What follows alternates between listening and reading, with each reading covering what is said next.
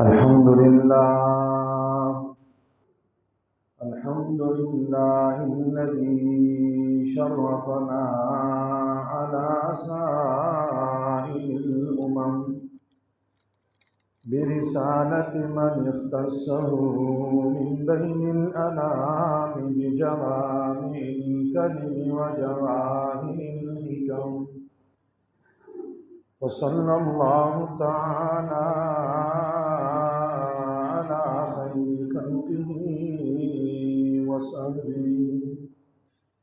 على خير خلقه وصحبه وبارك وسلم. ما نطق اللسان بمدحه ونسخ القلم. أما بعد فأعوذ بالله من الشيطان الرجيم.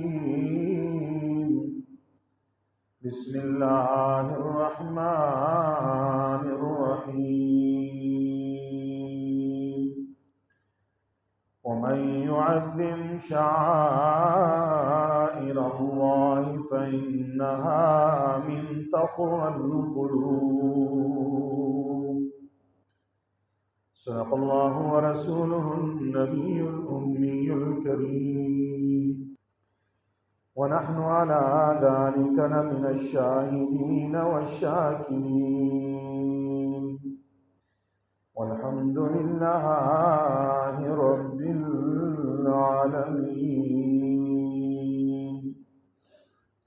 إن الله وملائكته يصلون على النبي يا أيها الذين آمنوا صلوا عليه وسلموا تسليما.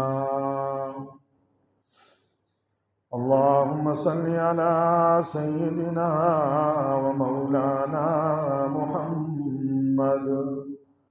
محمد عبدك ورسولك، وصل على المؤمنين والمؤمنات والمسلمين والمسلمات. رب اشرح لي صدري ويسر لي أمري واحلل عقدة من لساني. گرامی قدر سامعین، معزز بزرگوں، دوستوں، نوجوان ساتھیوں، جہاں تک میری آواز جا رہی ہے، میری آواز سماعت فرمانے والی مسلمان ماؤں، بہنوں، بیٹیوں، السلام علیکم ورحمۃ اللہ وبرکاتہ۔ آج کی اس نشست میں جس موضوعی سخن پہ لب کشائی کی جسارت حاصل کر رہا ہوں وہ ہے مسائل قربانی۔ اللہ جل شانہ سے دعا گو ہوں کہ رب ذوالجلال مجھے شرح صدر کے ساتھ قرآن و سنت کی روشنی میں مسائل قربانی بیان کرنے کی توفیق عطا فرمائے، اور ہم سب کو سمجھنے اور عمل کرنے کی توفیق عطا فرمائے۔ جو آیت کریمہ میں نے آپ حضرات کے سامنے تلاوت کی ہے، اس میں اللہ جل شانہ نے ارشاد فرمایا وَمَن يُعَظِّمْ شَعَائِرَ اللَّهِ فَإِنَّهَا مِن تَقْوَى الْقُلُوبِ۔ جو آدمی شعائر اللہ کی تعظیم کرتا ہے تو یہ دل کے تقوی میں سے ہے۔ اس آیت کریمہ میں دو الفاظ کو سمجھنے کی ضرورت ہے۔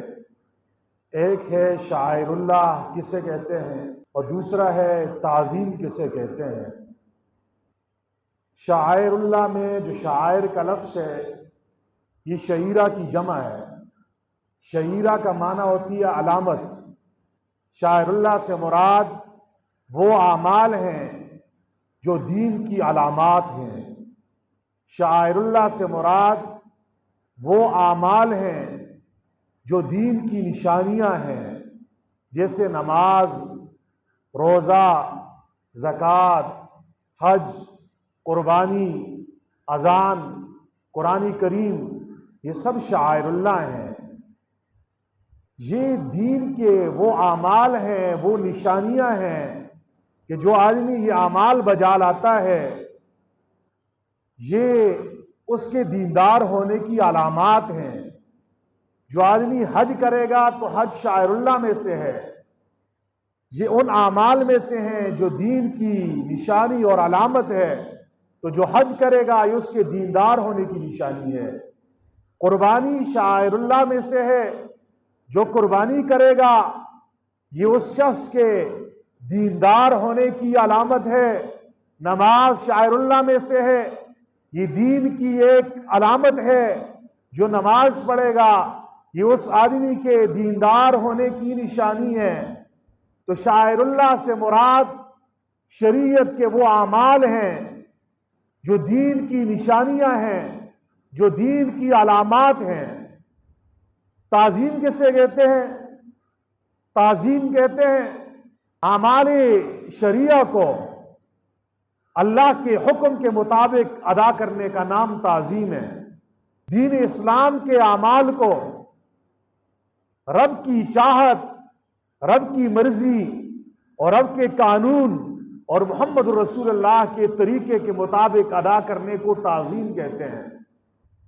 تو گویا اس آیت کا مفہومی ترجمہ یوں ہوگا، وَمَن يُعَظِّمْ شَعَائِرَ اللَّهِ، جو شخص دین اسلام کے اعمال کو شریعت کے احکام کے مطابق ادا کرے گا فَإِنَّهَا مِن تَقْوَى الْقُلُوبِ، یہ دل کے تقوی کی وجہ سے ہے۔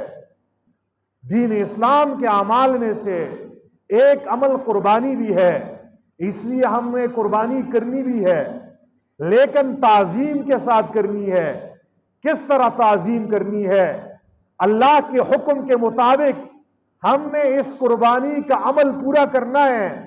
اگر میں نے اور آپ نے قربانی کا یہ عمل جو شعائر اللہ میں سے ہے، جو دین کی علامات میں سے ہے، اسے اللہ کے حکم کے مطابق پورا کر دیا، ہم نے اس قربانی کی تعظیم کر دی، ہم نے شعائر اللہ کی تعظیم کر دی، یہ اس بات کی نشانی ہے، یہ اس بات کا ٹیسٹ ہے کہ میرے اور آپ کے دل میں اللہ کی محبت پڑی ہوئی ہے، یہ اس بات کی علامت ہے کہ میرے اور آپ کے دل میں تقوی موجود ہے، یہ اس بات کی نشانی ہے کہ میرے اور آپ کے دل میں خوف خدا موجود ہے، یہ اس بات کی نشانی ہے کہ میرے اور آپ کے دل میں خشیت الہی موجود ہے۔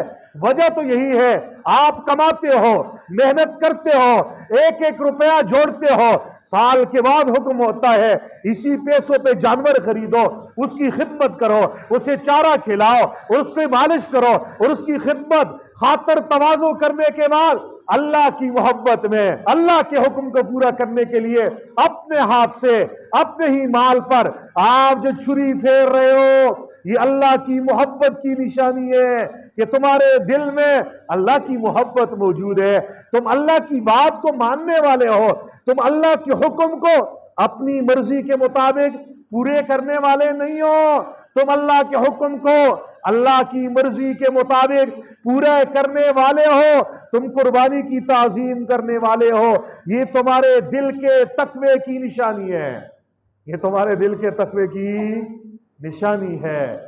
تو قربانی ہم نے کرنی ہے، قربانی کی تعظیم بھی کرنی ہے۔ کیوں تعظیم کرنی ہے؟ یہ آیت بتا رہی ہے جو آدمی شاعر اللہ کی تعظیم کرے گا یہ اس کے دل کے متقی ہونے کی نشانی ہے، یہ اس کے دل کے پرہیزگار ہونے کی نشانی ہے۔ مسلمانوں سمجھو، تقوی لمبے کرتے میں نہیں ہوتا، تقوی جو ہے نا پگڑی میں نہیں ہوتا، تقوی 2 گز لمبی تسبیح میں نہیں ہوتا، تقوی جو ہے تمہاری ظاہری وضاقتہ میں نہیں ہوتا، تقوی دل میں ہوتا ہے، تقوی دل میں ہوتا ہے، خوف خدا دل میں ہوتا ہے۔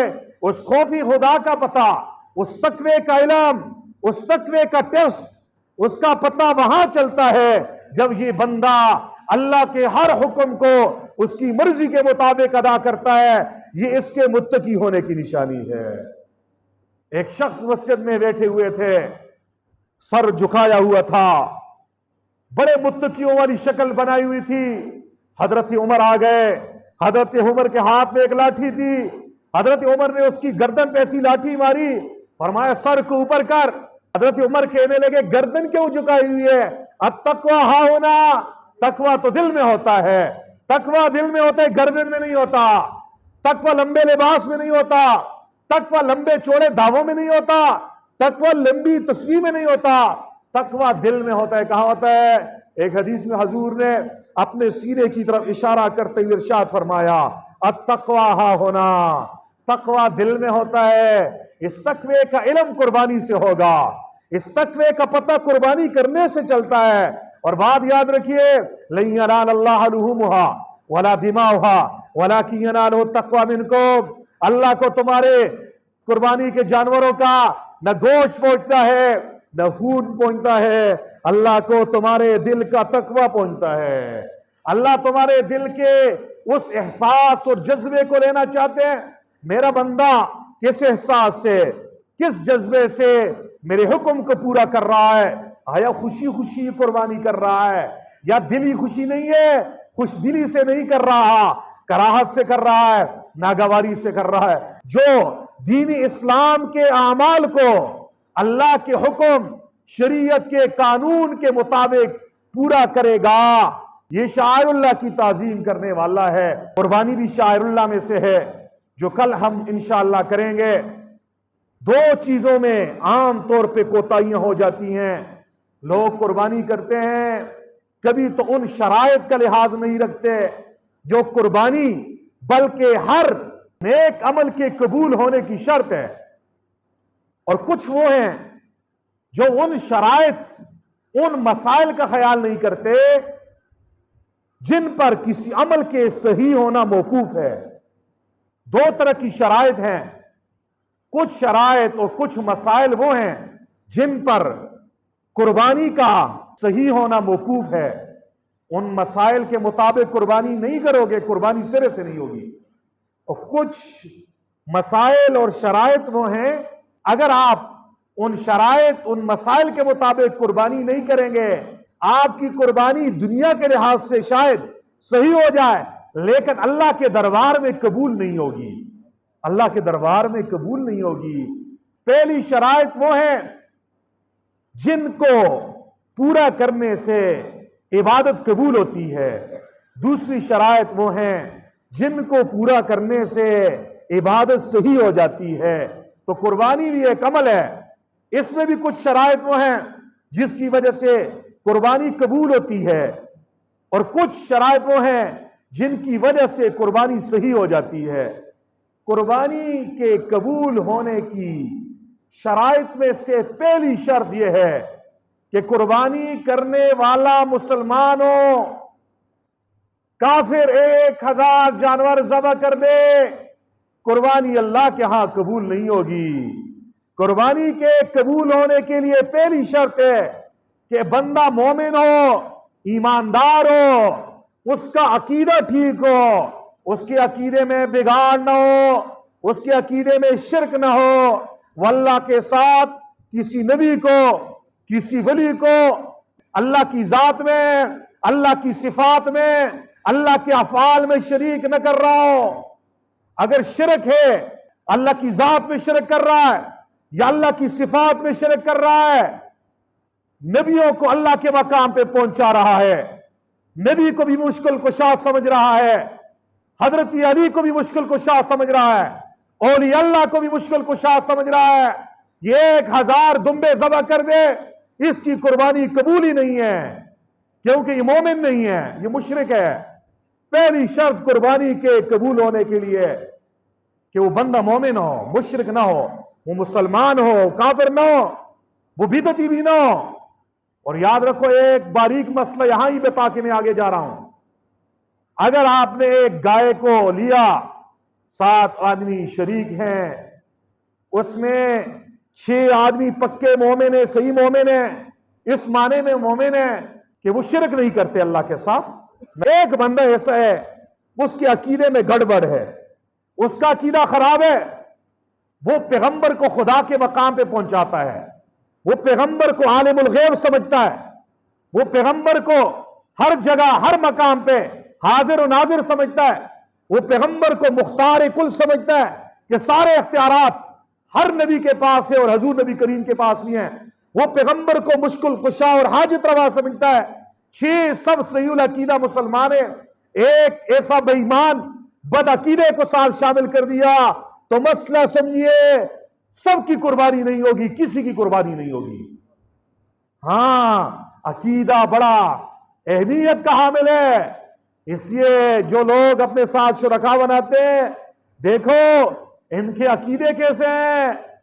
کسی کا عقیدہ قادیانیوں والا تو نہیں ہے، کسی کا عقیدہ رافضیوں شیعوں والا تو نہیں ہے، جو حضرت علی کو بھی خدا کے مقام پہ پہنچاتے ہیں، جو حضرت علی کو پیغمبر سے آگے بڑھاتے ہیں، جو حضرت علی کو خدا سے بھی آگے مقام دیتے ہیں، جو حضرت علی کو مشکل کشا حاجت روا سمجھتے ہیں، جو قرآن کریم کو غلط کہتے ہیں، جو ماں عائشہ کو گالیاں بکتے ہیں، جو قرآن کے غلط ہونے کا عقیدہ رکھتے ہیں، جو جھوٹ کو متے کو اور اپنے دین کا شعار سمجھتے ہیں، اگر ان لوگوں کو ساتھ شامل کر دیا کسی کی بھی قربانی نہیں ہوگی۔ اور سمجھیے اگر کسی ایسے کو شامل کر دیا جو پیغمبر کو عالم الغیب سمجھتا ہے کہ ہر ذرے ذرے کا علم، ماضی کا علم، حال کا علم، قیامت تک جو کچھ ہوگا سب کچھ کا اس کے پاس علم ہے، عالم الغیب سمجھتا ہے، اس کے ساتھ بھی قربانی نہیں ہوگی۔ مختار کل سمجھتا ہے نبی کو، سارے اختیار پیغمبر کے پاس ہیں، سارے اختیار ولی کے پاس ہیں، اس کے ساتھ بھی قربانی نہیں ہوگی۔ اس لیے دیکھا کرو کوئی گڑبڑی مسلمان، بدعقیدہ مسلمان تو ساتھ شامل نہیں ہے، شامل کر لیا پہلی شرط فوت ہو گئی قربانی کے قبول ہونے کی، اور وہ کیا ہے کہ مومن ہو، شرکا سارے مومن ہو، ان میں کوئی مشرک، کوئی بدعتی، کوئی گمراہ بدعقیدہ آدمی نہ ہو۔ سوال کسی کے ذہن میں کھٹک سکتا ہے، ایک بے ایمان ہے، ایک بدعقیدہ ہے، ہم تو سب باقی اہل سنت والجماعت سے تعلق رکھنے والے ہیں، ہماری قربانی کیوں ضائع ہو گئی؟ اس کی مثال یوں ہے، آپ محلے والوں نے ایک کنواں مشترک خرچے پہ کھودا، اب ایک پاگل آ کے کہتا ہے اس کنویں میں میرا بھی حصہ ہے، میں اس میں پیشاب کروں گا۔ اگر اس نے پیشاب کر دیا تو دل پہ ہاتھ رکھ کے بتائیں سارے کنویں کا پانی گندا ہوگا یا صرف اس کے حصے کا پانی گندا ہوگا؟ سب کا گندا ہوگا۔ ایسے ہی قربانی کے 7 حصوں میں سے ایک حصے میں بھی بدعقیدہ، مشرک، قادیانی، رافضی، شیعہ، غلط عقیدے والا اگر آپ نے شامل کر دیا سب کی قربانی خراب ہو گئی، کسی کی قربانی نہیں ہے۔ پہلی شرط مومن ہو، بندہ کیا ہو؟ مومن ہو، سارے شرکاء کا عقیدہ ٹھیک ہو۔ قربانی کے قبول ہونے کی دوسری شرط یہ ہے سب کی نیت ٹھیک ہو۔ سب کی نیت کیا کرنی ہے قربانی میں؟ قربانی میں نیت یہ کرنی ہے اللہ کے راضی کرنے کی، مجھ سے میرا اللہ راضی ہو جائے، اللہ کا حکم ہے قربانی کرنے کا، میں اللہ کے حکم کو پورا کر رہا ہوں تاکہ میرا مولا، تاکہ میرا مالک، تاکہ میرا آقا مجھ سے راضی ہو جائے، خوش ہو جائے، اس نیت سے قربانی کرنی ہے۔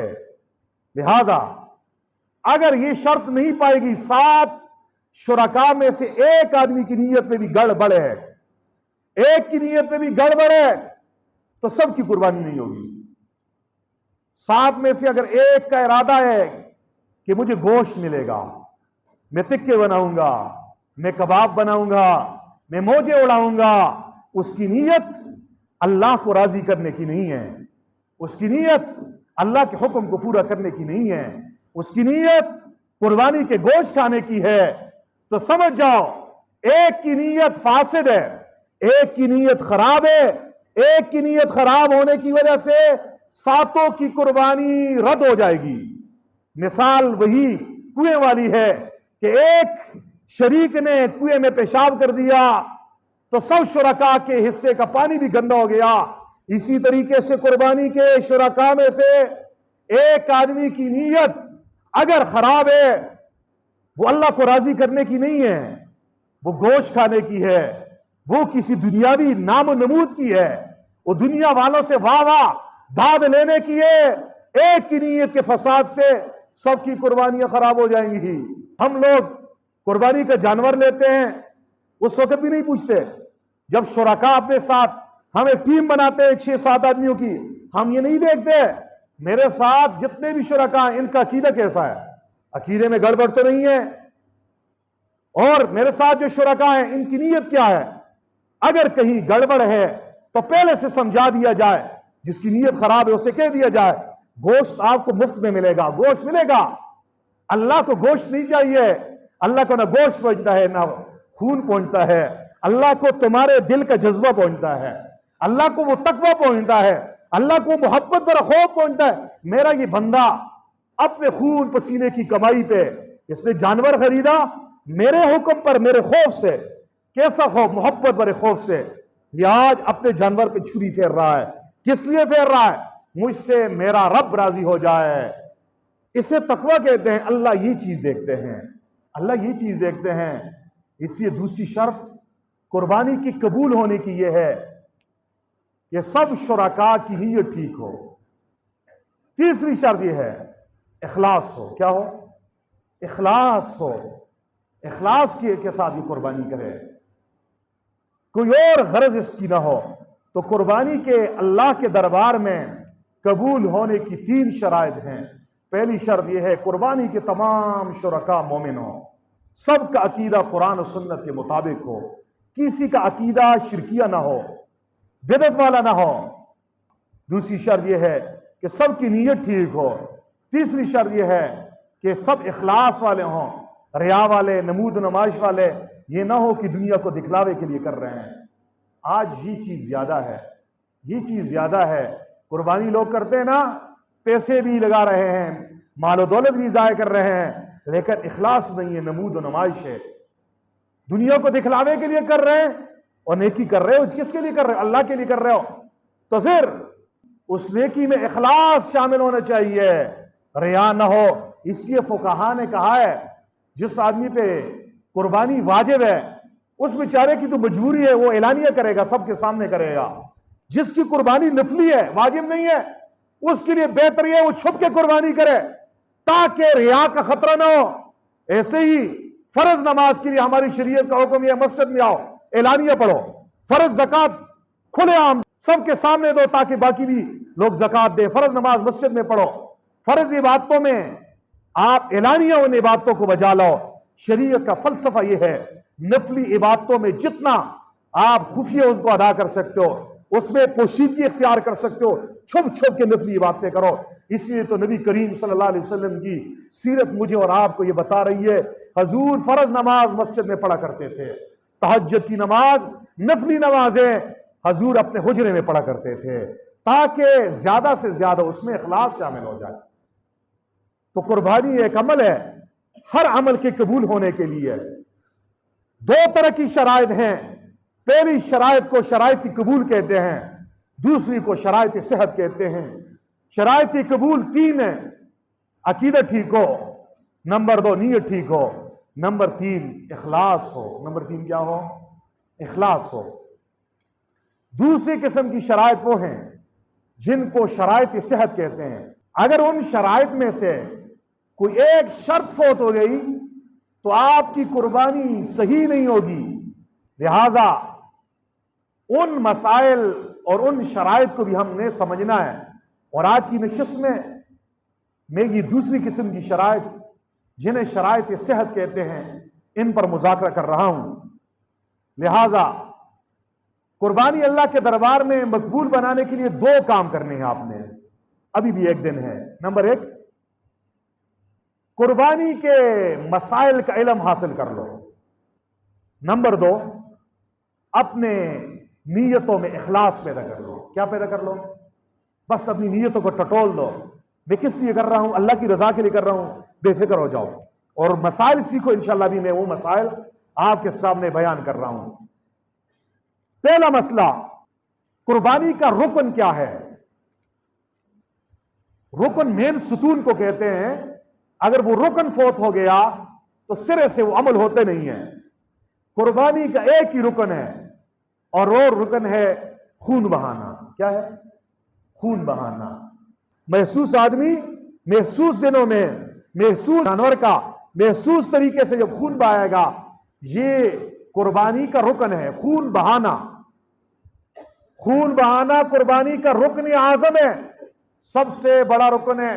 بہت سارے ملحدین، دین اسلام کے دشمن، جن اسلامی احکام پر اعتراض ہوتا ہے، وہ ایک اشکال کرتے ہیں میرے سادہ لو مسلمان کے ایمان پہ ڈاکہ ڈالنے کے لیے، دین اسلام سے ان کا رشتہ کاٹنے کے لیے کبھی کہہ دیتے ہیں او جی اتنے ہزاروں لاکھوں جانور ذبح کرنے کا کیا فائدہ ہے، اتنا مال ضائع کر رہے ہیں، اتنا خون بہا رہے ہیں، جانوروں پہ ظلم کر رہے ہیں، اتنے پیسے اگر غریب غربا کو دیے جائیں، رفائی کاموں میں لگائے جائیں، فلاحی کاموں میں لگائے جائیں، آپ اس پہ اپنے گاؤں کی گلیاں پختہ کر دیں، آپ اس پہ پانی کی پائپ لائن جو ہے نا بچھا دیں، آپ کسی بیمار کو دوائی کے لیے پیسے دے دیں، یہ بڑا میٹھا نعرہ وہ لگاتے ہیں، کہتے ہیں قربانی کا کیا فائدہ ہے، یہ خون اتنا بہا رہے ہیں۔ سمجھو قربانی کا رکن اعظم، سب سے بڑا رکن یہ ہے خون بہانا۔ یاد رکھو شریعت کا ہر حکم تمہاری عقل میں نہیں آئے گا، ہماری اتنی سی عقل ہے، شریعت کے بہت سے احکام ایسے ہیں جن کی حکمت، جن کا فلسفہ، جن کی لاجک، جن کی علت میرے اور آپ کے ذہن میں نہیں آ سکتی، اور بہت ساری ایسے احکام ہیں جن کی کچھ حکمتیں اللہ جل شانہ اپنے بندوں کو بتا دیتے ہیں۔ تو قربانی عاشقانہ عبادت ہے، اس میں یہ نہیں دیکھا جاتا کہ فائدہ کیا ہے، حکمت کیا ہے، بس اللہ کا حکم ہے، اللہ کا حکم ہے تو ہم جانور ذبح کریں گے۔ اللہ کا حکم تھا ابراہیم خلیل اللہ نے اللہ سے ہی نہیں پوچھا اللہ اس بیٹا ذبح کرنے سے کیا فائدہ ہے، اس کی حکمت کیا ہے، علت کیا ہے؟ عاشق کا کام یہ ہے اپنے معشوق اور اپنے محبوب کے حکم کے سامنے سر تسلیم خم کر دے۔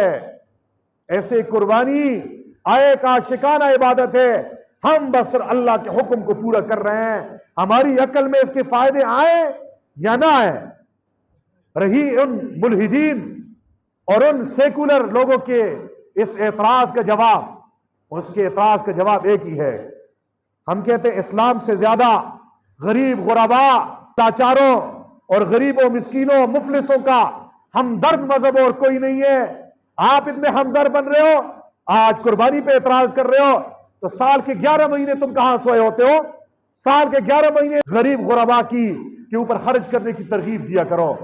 اگر آپ کہتے ہو قربانی کے بجائے پیسے غریب کو دو، تو قربانی کا رکن اعظم خون بہانا نہیں رہے گا، قربانی نہیں رہے گی۔ اور اگر آپ غریبوں کو بہت زیادہ ہمدرد ہو تو قربانی کرو، خون بہاؤ، اور ایک بوٹی بھی اپنے گھر لے جاؤ، سارا گوشت غریبوں پر، ناداروں پر، یتیموں پر، مسکینوں پر تقسیم کر دو۔ یہ بھی غریبوں کے ساتھ ہمدردی ہے، یہ والی ہمدردی کیوں نہیں کرتے؟ پتہ یہ چل رہا ہے اصل مسئلہ یہ ہے آپ کو دین اسلام کے ساتھ دشمنی ہے، آپ لوگوں کو دین اسلام سے دور کرنا چاہتے ہو۔ تو قربانی کا رکن اعظم خون بہانا ہے۔ کیا ہے؟ خون بہانا۔ قربانی کا حکم کیا ہے؟ یہ ہمارے امام اعظم ابو حنیفہ رحمت اللہ علیہ کے نزدیک قربانی واجب ہے۔ بقیہ اماموں کے نزدیک، امام شافعی، امام احمد بن حنبل، امام مالک، امام ابو یوسف، امام محمد رحمہم اللہ، ان سب کے نزدیک قربانی سنت مؤکدہ ہے، واجب نہیں ہے۔ ہمارے امام فرماتے ہیں قربانی واجب ہے۔ قرآن کریم کی سورہ کوثر سے ثابت ہے، انا اعطیناک الکوثر، اے نبی ہم نے آپ کو خیر کثیر دیا، فصل لربک، اپنے رب کے لیے نماز پڑھیے، ونحر، اور قربانی کیجئے۔ امام ابو حنیفہ فرماتے ہیں فصل لربک، اپنے رب کے لیے نماز پڑھیے، اس سے مراد صلاۃ عزا ہے، بڑی عید کی نماز ہے، ونحر سے مراد قربانی ہے۔ اللہ نے آرڈر دیا ہے، اللہ نے امر کیا ہے، اللہ نے حکم دیا ہے قربانی کرو، جیسے عید کی نماز واجب ہے، فصل لربک، اپنے رب کے لیے نماز پڑھیے۔ نماز سے عید الاضحیٰ مراد ہے، جیسے یہ واجب ہے ایسے ہی ونحر سے مراد قربانی ہے، اور قربانی بھی واجب ہے، قربانی بھی واجب ہے۔ اور فرمایا قربانی واجب نہ ہوتی تو میرے پاک پیغمبر نے ارشاد فرمایا جو آدمی قربانی کی استطاعت رکھتا ہے پھر بھی قربانی نہیں کرتا، اللہ کے نبی اتنے ناراض تھے، فرمایا وہ آدمی ہماری عیدگاہ کے قریب نہ آئے۔ اور یاد رکھو واجب کے چھوڑنے پر اتنی سخت وعید تو ہو سکتی ہے، سنت کے چھوڑنے پر اتنی سخت وعید نہیں ہو سکتی۔ اس لیے امام صاحب فرماتے ہیں یہ قربانی واجب ہے، قربانی واجب ہے۔ اگلا مسئلہ سمجھیے، بڑا ہی اہم مسئلہ، قربانی کس پر واجب ہے؟ قربانی کے وجوب کی شرائط کیا ہیں؟ نمبر 1، مسلمان ہو، کافر پر قربانی واجب نہیں ہے۔ نمبر 2، عاقل ہو، پاگل اور مجنون پر قربانی واجب نہیں ہے۔ نمبر 3، بالغ ہو، نابالغ بچے پر قربانی واجب نہیں ہے۔ نمبر 4، مقیم ہو، مسافر پر قربانی واجب نہیں ہے۔ مسافر سے مراد شرعی مسافر ہے، یعنی 48 میل دور کے سفر سے وہ نکلا، یعنی 78 کلومیٹر تقریباً فاصلہ بنتا ہے، اتنے دور کے سفر پہ وہ نکلا، یہ مسافر ہے۔ اگرچہ اس کے پاس لاکھوں روپیہ ہے، کروڑوں روپیہ ہے، اب یہ مسافر ہے، اس پر قربانی واجب نہیں ہے، قربانی واجب نہیں ہے۔ لہذا قربانی کے 3 دنوں میں کوئی آدمی سفر میں نکلا، سفر کا فاصلہ شرعی مسافت بنتی ہے 78 کلومیٹر، 48 میل، اور 15 دن سے کم کسی جگہ پہ سٹے کرنے کا، رہنے کا ارادہ ہے، یہ مسافر ہے، اس پر قربانی واجب نہیں ہے۔ نفلی کرنا چاہتے ہے کر سکتا ہے، واجب نہیں ہے، واجب ہے۔ ایک آدمی قربانی کے دنوں میں مسافر ہو گیا سفر پہ، لیکن کسی جگہ پہ 15 دن سے زیادہ رہنے کی ارادہ کر لیا، اب یہ مقیم بن گیا، اب اس پہ قربانی واجب ہے، اب اس پہ قربانی واجب ہے۔ یا ایک اور مسئلہ، ایک وطنی اصلی ہوتا ہے اور ایک وطنی اقامت ہوتا ہے، ایک وطنی عارضی ہوتا ہے، ایک وہ مقام ہوتا ہے جہاں پہ آپ کی پیدائش ہوئی ہے، آپ چھوٹے بڑے ہوئے ہو، اور ایک وطن وہ ہوتا ہے جہاں پر آپ منتقل ہو کے گئے بچوں کی تعلیم کی وجہ سے، کاروبار کی وجہ سے، وہاں پہ بھی آپ کا گھر ہے، عید کے لیے آپ اپنے آبائی علاقے آتے ہو، اب آپ اگرچہ 78 کلومیٹر سے زائد سفر طے کر کے آتے ہو، 15 دن سے کم رہنے کا ارادہ کرتے ہو، لیکن آپ پھر بھی مقیم ہے، قربانی واجب ہے، کیونکہ یہ آپ کا وطنی اصلی ہے، آپ کا آبائی علاقہ ہے، آپ کا آبائی وطن ہے، آپ پر قربانی واجب ہے۔ قربانی تو قربانی کس پر واجب ہے؟ نمبر 1، مسلمان ہو، کافر پر نہیں ہے۔ نمبر 2، بالغ ہو، نابالغ پر نہیں ہے۔ نمبر 3، عاقل ہو، پاگل پر نہیں ہے۔ نمبر 4، مقیم ہو، مسافر پر نہیں ہے، مسافر پر نہیں ہے۔ نمبر 5، صاحب نصاب ہو، صاحب نصاب ہو، غنی ہو، مالدار ہو۔ کون کون سے مال اس کے پاس ہوں گے اور کتنا مال ہوگا تو اسے صاحب نصاب، مالدار اور غنی تصور کر دیا جائے گا۔ سونا ہے آپ کے پاس اور سونا آدھا تولہ ہے مثال کے طور پہ، کچھ نگدی پیسے ہیں، دونوں کو ملایا، مالیت 52.5 تولے چاندی تک پہنچ گئی، آپ پر قربانی واجب۔ قربانی آپ کے پاس 52.5 تولے چاندی ہے، پھر بھی قربانی واجب۔ مال تجارت ہے، دکاندار ہیں آپ نے چیزیں خریدی ہیں، ایسی اشیاء فروخت کر رہے ہو جو تجارت کی غرض سے لے رہے ہو، چاہے یہ کریانے کی دکان ہے، چاہے ہارڈ ویئر کی دکان ہے، چاہے کوئی آدمی جو ہے نا وہ گاڑیوں کی خرید فروخت کر رہا ہے، چاہے کوئی آدمی جو ہے وہ پراپرٹی ڈیلر ہے، وہ سے زمین خریدی ہے اور بیچنے کی نیت سے خریدی ہے، یہ زمین بھی مال تجارت ہے، اس کی بھی قیمت لگائی جائے گی۔ اگر اس کی قیمت 52.5 تولے چاندی تک پہنچتی ہے تو اس پر بھی قربانی واجب ہے۔ قربانی صرف سونا ہے آدمی کے پاس، چاندی بھی نہیں ہے، مال تجارت بھی نہیں ہے، ضرورت سے زائد سامان بھی نہیں ہے، صرف سونا ہے، تو پھر 7.5 تولہ سونے کا اعتبار ہوگا۔ لیکن ایسا نہیں ہو سکتا ایک آدمی کے پاس سونا تو ہے اور اس کے پاس 1-2 روپے بھی نہیں ہے، اس کے پاس گھر میں ضرورت سے زائد سامان بالکل نہیں ہے، ایسا شاذ و نادر ہزاروں میں ایک کیس ایسا آئے گا۔ اس لیے جس کے پاس 52 تولے چاندی کی مالیت کے برابر سونا ہے، چاندی ہے، نقدی ہے، مال تجارت ہے، ضرورت سے زائد سامان ہے، ان 5 چیزوں میں سے 5، 4، 3، 2 کوئی سی بھی ان کو ملاؤ، ان کی مالیت اگر یہاں تک پہنچتی ہے اس آدمی پر قربانی واجب ہے۔ ضرورت سے زائد سامان میں کیا چیزیں آتی ہیں؟ آپ کے گھر کے وہ بستر جو سال میں 1 مرتبہ آپ استعمال کرتے ہو مہمانوں پر، وہ ضرورت کے ہیں۔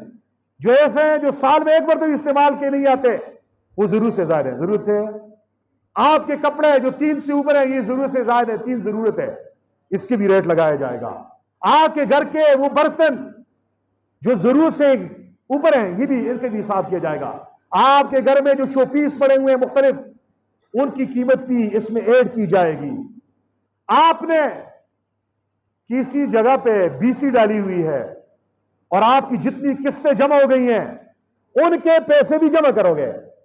کل کتنے پیسے، کتنی قسطیں جمع کی ہیں، 80,000 جمع ہوئے ہیں، وہ بھی ان میں لگاؤ گے، پھر جمع کرو گے 52.5 تولے چاندی تک پہنچی ہے نہیں پہنچی۔ آپ کے وہ پیسے جو آپ کے اکاؤنٹ میں پڑے ہوئے ہیں اس کا بھی حساب ہوگا۔ آپ کے وہ پیسے جو ایزی پیسے اکاؤنٹ میں ہیں اس کا بھی حساب ہوگا، وہ بھی لگاؤ گے۔ آپ کے وہ پیسے جو کسی کے اوپر آپ کے قرض ہیں وہ بھی اس میں لگاؤ گے حساب میں، پھر 52.5 تولے چاندی تک پہنچتا ہے۔ ہاں ایک مسئلہ سمجھیے، اگر آپ نے کسی ایسے آدمی کو پیسے دیے ہیں واپسی کی کوئی امید نہیں ہے، نہ جلدی اور نہ ہی تاخیر سے ان پیسوں کو شامل نہیں کریں گے، لیکن امید ہے کہ بندہ دے گا، منکر نہیں ہے، انکاری نہیں ہے، آج دے گا، کل دے گا، سال بعد دے گا، 10 سال بعد دے گا، اس کا حساب لگاؤ گے قربانی میں، اس سے بھی یہ بھی شامل ہوں گے۔ آپ کے 2 مکان، ایک آپ کی ضرورت کا ہے، ایک کرائے پر دیا ہوا ہے، اس کرائے کے مکان کی قیمت بھی لگاؤ گے، وہ بھی اس میں شامل ہوں گے۔ آپ کی کرائے پر دی گئی دکانیں، ان دکانوں کی قیمت بھی لگائیں گے، وہ بھی ضرورت سے زائد میں آتے ہیں۔ اگر 52.5 تولے چاندی تک پہنچتی ہے تو آپ پر قربانی واجب ہے، لیکن کچھ چیزوں کو مائنس کریں گے، منفی کریں گے، پھر حساب لگائیں گے۔ مسئلہ غور سے سنیے، آپ اپنی ماہانہ تنخواہ میں سے، اپنی آمدنی میں سے وہ پیسے جن کی ادائیگی آپ پر واجب ہے وہ نکالو گے۔ آپ پر کسی کا قرض ہے وہ منفی کر لو گے۔ آپ نے کسی جگہ پہ کمیٹی ڈالی ہوئی، BC ڈالی ہوئی ہے، ابھی آپ کی کمیٹی نکل گئی ہے، لیکن جو قسطیں آپ پر واجب ہے دینی ہے، ان قسطوں کی، بقیہ قسطوں کی، وہ بھی اس سے مائنس، منفی کریں گے ان پیسوں سے، کیونکہ آپ کے اوپر وہ واجب ہے، پرایا حق ہے۔ آپ کسی مکان میں رہ رہے ہیں، دکان چلا رہے ہیں، دکان کا کرایہ، مکان کا کرایہ وہ منفی کریں گے۔ آپ بجلی استعمال کر رہے ہو، گیس استعمال کر رہے ہو، پانی استعمال کر رہے ہو، ان کی جو بلز ہیں، ان بل جتنے بھی آتی ہیں اس کا اندازہ لگاؤ، کتنا بل آتا ہے آپ کا، وہ پیسے بھی منفی کرو گے، پھر حساب لگاؤ گے۔ آپ کے بچوں کی اسکول کی فیس ہے، واجب ہے، پورا مہینہ ہو گیا انہوں نے پڑھا ہے، آپ دودھ لے رہے ہیں ایک جگہ سے، اس کے ماہانہ کتنے بنے، یہ یعنی اپنی ضرورت کی جو اشیاء آپ کی ہیں وہ پیسے نکال کر بقیہ رقم کو دیکھو گے۔ اگر آپ کے پاس 52.5 تولے چاندی تک مالیت پہنچتی ہے تو آپ پر قربانی واجب ہے۔ ایک مغالطہ، غلط فہمی جو ہمارے ان علاقوں میں بہت زیادہ رائج ہے، جس مسئلے کو میں بہت ضرورت کی بنا پر ابھی بیان کرنے لگا ہوں، قربانی میں گھر کو نہیں دیکھا جاتا، فرد کو دیکھا جاتا ہے۔ قربانی میں ملکیت کا اعتبار ہوتا ہے، کس کی ملکیت میں کتنا مال ہے۔ ہمارے ان علاقوں میں ایک غلطی یہ ہوتی ہے، پورے گھر میں ایک قربانی پورے گھر کی طرف سے کی جاتی ہے اور متعین بھی نہیں کی جاتی، یہ باپ کی ہے، ماں کی ہے، یہ بہو کی ہے، بیٹے کی ہے، کس بیٹے کی ہے، متعین کر کے نہیں کی جاتی، لہذا یہ قربانی اس طرح سے ہوگی نہیں۔ کس کی طرف سے کر رہے ہو آپ؟ قربانی ہوگی نہیں، اس لیے پہلے یہ دیکھو، یہ جو میں قربانی میں حصہ ڈال رہا ہوں یہ کس کی طرف سے ڈال رہا ہوں، یہ دیکھا جائے۔ نمبر 2، ایک اور ہم قربانی سے جان چھڑانے کے لیے ایک قربانی کر دیتے ہیں نا، عام طور پہ گھر میں جو بڑا ہوتا ہے، سربراہ والد ہوتا ہے، سارے پیسے اس کے پاس آتے ہیں آمدنی کے. اب پیچیدہ مسئلہ یہ قربانی اولاد پہ یا باپ پر ہے؟ کس پر ہے؟ تو اس مسئلے کا حل یہ ہے، دیکھو یہ پیسے والد کو بچے جو دیتے ہیں یہ انتظامی طور پر حفاظت کے لیے دیتے ہیں کہ باپ بڑا ہے وہ انتظام کرے گا، اس طور پہ دے رہے ہیں سارے بچے، یا مالک بنا کے دے رہے ہیں؟ ان دو میں سے ایک صورت ہے. اگر مالک بنا کے دے رہے ہیں، باپ مالک ہے، بچوں کا کوئی واقع اختیار نہیں ہے، انتظامی طور پہ نہیں دے رہے اور ان کو کوئی اس میں حق نہیں ہے، پھر تو صرف باپ پر قربانی ہے اگر بچوں کے پاس اپنا کچھ مال نہیں ہے. لیکن اگر انتظامی طور پہ دے رہے ہیں کہ باپ بڑا ہے، سارے بچے کماتے ہیں، سارے جوائنٹ فیملی ہے، باپ کو دے رہے ہیں، باپ ہمارا بڑا ہے، کل ہماری شادیاں کرنی ہے، مکان بنانے ہیں، ضرورت کے لیے کام کرنے ہیں، تو سمجھئے پھر ہر بیٹے کا جو حصہ ہے ہر مہینے اپنی تنخواہ میں سے کتنے فیصد پیسے جمع کر رہا ہے، وہ اپنی کل آمدنی میں سے اپنے حصے کا حساب کرے گا. اگر اس کا حساب 52 تولے چاندی کی مالیت تک پہنچتا ہے تو ہر بیٹے پر الگ قربانی واجب ہے. ہمارے گھروں میں ہوتا ہے، ان علاقوں میں یہ ہوتا ہے 5 پہ واجب ایک کی طرف سے کر رہے ہیں. نہیں، یہ سب گناہگار ہوں گے سب. بیوی کے پاس اگر زیور ہے، مہر میں دیا ہے، وہ مالک وہ ہے، اس پر الگ قربانی واجب ہے. بہو کے پاس زیور ہے، اس کے پیسہ الگ ہے، اس کے پاس اس کا خاوند جیب خرچہ دیتا ہے. اگر اس کی مالیت 52 تولے چاندی تک پہنچتی ہے تو تمام بہوؤں پر بھی قربانی واجب ہے. اس لیے ہر آدمی اپنے گھر کا حساب کرے. میرے گھر میں کمائی والے افراد کتنے ہیں؟ اور ایک غلطی اور بھی لگ جاتی ہے، بعض نادان کہتے ہیں کہ یہ شادی شدہ پہ واجب ہے، غیر شادی شدہ پہ نہیں ہے. جو بچے غیر شادی شدہ ہیں اگرچہ وہ جتنے پیسے کمائیں، کہتے یہ بھی بچے ہیں، ان کی قربانی کہاں سے ہے، ان کی زکوٰۃ کہاں سے؟ نہیں، یہ دیکھا جائے گا جو بھی مسلمان ہے، عاقل ہے، بالغ ہے اور مقیم ہے، صاحب نصاب ہے، 52 تولے چاندی کی مالیت کے برابر اس کے پاس پیسہ ہے جس کا وہ مالک ہے. بس یہ دیکھو جو مالک ہے قربانی اس پر ہے. بیوی مالک ہے تو بیوی پر الگ، خاوند مالک ہے تو اس پر الگ، بیٹوں کے پاس الگ الگ کتنی مالیت ہے، بینک بیلنس ہے ان پہ الگ. ایک گھر میں 5 پہ واجب ہے، 5 قربانی کریں گے. 5. ایک اور مغالطہ، ایک اور غلطی کبھی یوں ہوتا ہے، بیٹے بیچارے دبئی میں کمائی کر رہے ہیں، باپ یہاں ایک جانور لیتا ہے، ایک حصہ اپنا ڈالتا ہے، ایک اپنی گھر والی کا ڈالتا ہے، 5 اپنے بیٹوں کے ڈالتا ہے. بیٹوں کو بتاتے نہیں ہے، بیوی کو بتاتے نہیں ہے، ایک حصہ تیرا بھی ڈالا ہے، اجازت نہیں لے رہا، بیٹوں سے بھی اجازت نہیں لے رہا، بتاتے نہیں ہے، اور قربانی ذبح کر رہا ہے، نامینیٹ متعین نہیں کر رہا، تو ان کی طرف سے قربانی نہیں ہوگی. اس لیے جو ایسے حضرات ہیں جو بچوں کی طرف سے، گھر والی کی طرف سے کر رہے ہیں، ان کو بتا دے پہلے سے کہ بیوی صاحبہ ایک قربانی کا حصہ میں نے آپ کی طرف سے ڈالا ہے. بچوں کو بتا دیں جو باہر ہیں کمائی کر رہے ہیں، یہاں پہ نہیں ہے موجود، آپ کی طرف سے میں نے ایک حصہ ڈالا ہے، تب ان کی طرف سے قربانی ادا ہو جائے گی. قربانی ادا ہو جائے گی. پرسوں ایک ساتھی نے یہ پوچھا کہ جی قربانی کا جانور ہم خرید لیا ہم نے، اور اب اس میں گائے میں دودھ ہے، یہ دودھ کون استعمال کرے گا، کیا کریں؟ تو یاد رکھو فقہا نے طریقہ بتایا، ٹھنڈا پانی لو اور اس کی تھنوں پہ مارو، اگر اس سے دودھ خشک ہو جائے گا، مزید دودھ نہیں آئے گا، اس کو تکلیف نہیں ہوگی. اگر پھر بھی دودھ آئے اور آپ دودھ نکال رہے ہو تو وہ دودھ خود نہیں استعمال کرو گے، اسے خیرات کر کے کسی غریب کو دو گے. اگر کسی شرکاء میں سے کسی نے اس کو استعمال کر لیا، جتنے کلو دودھ استعمال کیا ہے اس کی مالیت، اس کے پیسے کسی غریب کو صدقہ کرے گا. کسی غریب کو کیا کرے گا؟ صدقہ کرے گا. اس ایک چیز یہ ہے. دوسرا مسئلہ یہ ہے، ایک آدمی نے پرسوں یہ مسئلہ پوچھا کہ جی میں اگر اپنے بچوں کی طرف سے قربانی میں کہ میں ایک حصہ عقیقے کا ڈالوں، ایک قربانی کا ہو سکتا ہے؟ تو سمجھیے قربانی میں عقیقے کی نیت بھی کر سکتے ہیں، عقیقے کی نیت بھی کر سکتے ہیں، واجب قربانی میں نفلی قربانی کی نیت بھی کر سکتے ہیں، لیکن واجب قربانی کا حصہ الگ ہوگا، اس کے علاوہ ایک حصہ عقیقے کا ڈال دو، ایک نفلی کسی کی طرف سے کرتے ہو کر لو. تو یہ جائز ہے. یہ کیا ہے؟ جائز ہے. اپنے بڑوں کی طرف سے بھی نفلی قربانی کرنی چاہیے. یہ نفلی قربانی جیسے زندوں کی طرف سے ہو سکتی ہے، ایسے ہی مردوں کی طرف سے بھی ہو سکتی ہے، اور انہیں اس کا ثواب پہنچتا ہے. لیکن اس کے لیے آپ الگ حصہ ڈالو گے، اس کے لیے آپ الگ حصہ ڈالو گے۔ اس حصہ جو آپ کا واجب حصہ ہے، اس میں ایک ہی تیر سے عقیقہ اور قربانی نہیں ہوں گے، ایک ہی تیر سے جو ہے نا آپ نفلی قربانی بھی کر رہے ہو اور ادھر سے واجب بھی کر رہے ہو، یہ نہیں ہوں گے۔ اس کے لیے الگ سے مستقلاً آپ کو حصہ ڈالنا پڑے گا، مستقلاً حصہ ڈالنا پڑے گا۔ ایک اور مسئلہ ہے، ایک آدمی امیر تھا، اس نے قربانی خریدی، بکرا خرید لیا، اب رات کو چور آئے، انہوں نے وہ بکرا جو ہے نا چوری کر لیا۔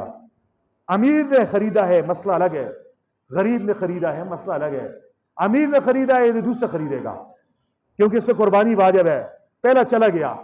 اب اس نے دوسرا قربانی کا جانور خرید لیا، پہلا بھی مل گیا، اس پر ایک قربانی واجب ہے، دونوں ذبح نہیں کرے گا، دونوں ذبح۔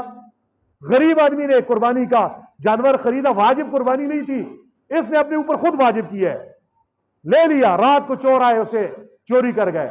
اب چوری کر گئے، اب اس میں واجب ہے نہیں، یہ دوسرا نہ لے، لیکن یہ پھر بھی لے رہا ہے کہ نہیں میں ایک اور جانور لے رہا ہوں قربانی کا۔ اس نے قربانی کا دوسرا جانور لے لیا، پہلا بھی مل گیا، دونوں کا ذبح کرنا اس پر کیا ہے؟ واجب ہے۔ ایک اور مسئلہ، قربانی جب آپ کریں گے تو عام طور پہ ہمارے ہاں یہ ہوتا ہے، ہم ذبح کرتے وقت ایک تکبیر پڑھتے ہیں، تکبیر تشریق، اللہ اکبر اللہ اکبر لا الہ الا اللہ واللہ اکبر اللہ اکبر وللہ الحمد۔ تو آپ جب ذبح کریں گے تو آپ یہ پڑھیں تو ہو جائے گا، لیکن جو سنت عمل ہے نا وہ یہ ہے، قربانی کو قبلہ رخ کر دیجئے اور چھری تیز۔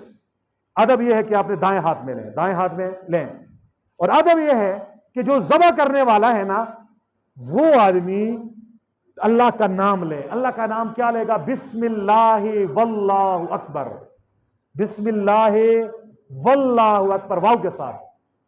اگر واو نہ پڑھا، بسم اللہ اللہ اکبر، پھر بھی ہو جائے گی، صرف اللہ اکبر پڑھا پھر بھی ہو جائے گی، لیکن سنت اور مسنون عمل یہ ہے کہ بسم اللہ واللہ اکبر پڑھا جائے۔ قربانی کرتے وقت جتنے شرکاء ہیں ان سب کو وہاں پہ اگر موجود ہیں تو بہتر ہے، موجود نہیں ہے تو جس کا حصہ ہے اس کو بتا دیا جائے کہ ہم آپ کی طرف سے بھی قربانی کر رہے ہیں، اسے اس بات کا علم ہونا چاہیے۔ جب قربانی آپ نے کر لی، اس کا جو گوشت ہے اس کو جب ہم تقسیم کرتے ہیں، اس میں بھی ایک خرابی ہوتی ہے۔ کوئی کہتا ہے میرے جو ہے نا گھٹنوں میں درد ہے، یہ پائے مجھے دے دو، اب بیچارہ شرم کے مارے کہتا کچھ نہیں ہے۔ اگر یہ لے رہا ہے، یہ آدمی اپنی قربانی خراب کر رہا ہے۔ قربانی کی جتنی اشیاء ہیں، جتنی اشیاء، وہ سب وزن کے اعتبار سے برابر سرابر سب میں آپ نے تقسیم کرنی ہے، کسی ایک کی طرف زیادہ جائے گا یہ سود بن جائے گا۔ ہاں، سارے شرکاء اپنی دل کی خوشی سے، اپنے دل کی خوشی سے قربانی کے اعضاء میں سے مثال کے طور پہ پائے ہیں، کلیجی ہے، کسی ایک کو دیتے طیب نفس سے، دل کی خوشی سے، تو پھر اس کی کیا ہے؟ اس کی گنجائش ہے، اس کی کیا ہے؟ گنجائش ہے۔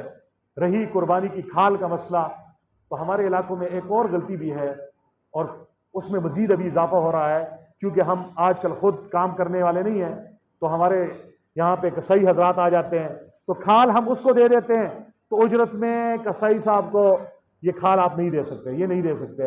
امام صاحب، خطیب صاحب، اس کا ویسے خیال کریں، وہ آپ کا امام ہے، لیکن اگر آپ اس اجرت میں یہ کھال دیں گے، جلد دیں گے، تو آپ کی قربانی خراب ہو جائے گی۔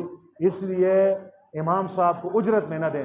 ہاں، نیت آپ کی یہ ہے، اجرت میں نہیں دے رہا ہے، پہلے سے آپ نے متعین بھی نہیں کیا، اور آپ کے علاقے میں رواج بھی نہیں ہے امام صاحب کو دینے کا، رواج یہ دے رہے ہو، پھر بھی خراب ہو جائے گی،